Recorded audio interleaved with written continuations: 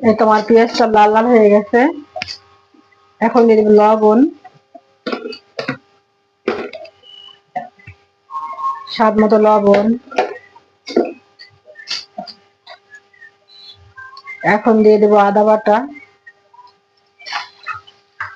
আজকে রান্না করবো ইলিশ মাছ মিষ্টি কুমড়া দিয়ে, গাছে টাটকা মিষ্টি কুমড়া কুমড়া দিয়ে রান্না করব।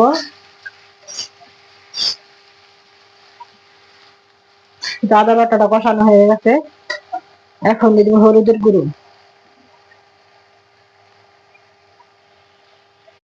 এতে মাছটা কষানো হয়ে গেছে, এখন উঠিয়ে নিব।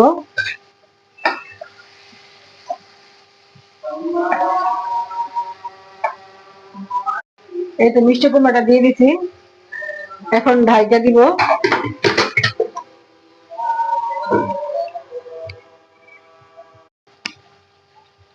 এটা আমার মিষ্টি কুমড়াটা কষানো হয়ে গেছে, এখন জল দিয়ে দিব।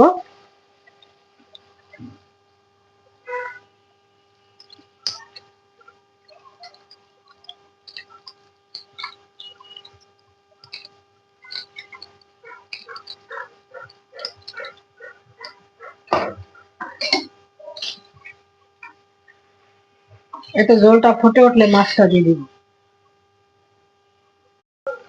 এতে জলটা ফুটে উঠেছে, এখন মাছ দিয়ে দিব।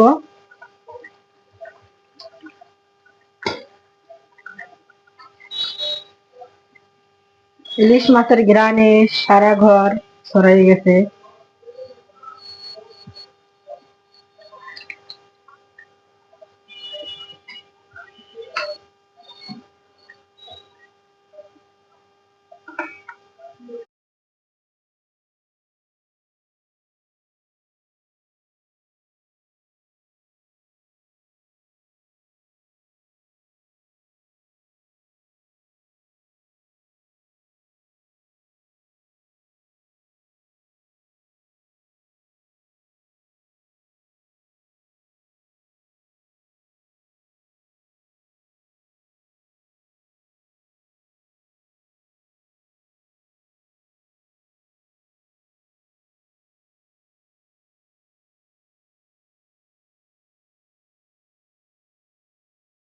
এই তো আমার ইলিশ মাছ রান্না শেষ। মজাদার মিষ্টি কুমড়া দিয়ে ইলিশ মাছ রান্না। ভালো লাগলে লাইক, কমেন্ট, সাবস্ক্রাইব করবেন। শুভ দুপুরের শুভেচ্ছা রইল। রান্নাটা ভালো হলে বেশি বেশি লাইক কমেন্ট করবেন, খারাপ হলেও বলবেন। সবাই ভালো থাকবেন। আল্লাহ হাফেজ।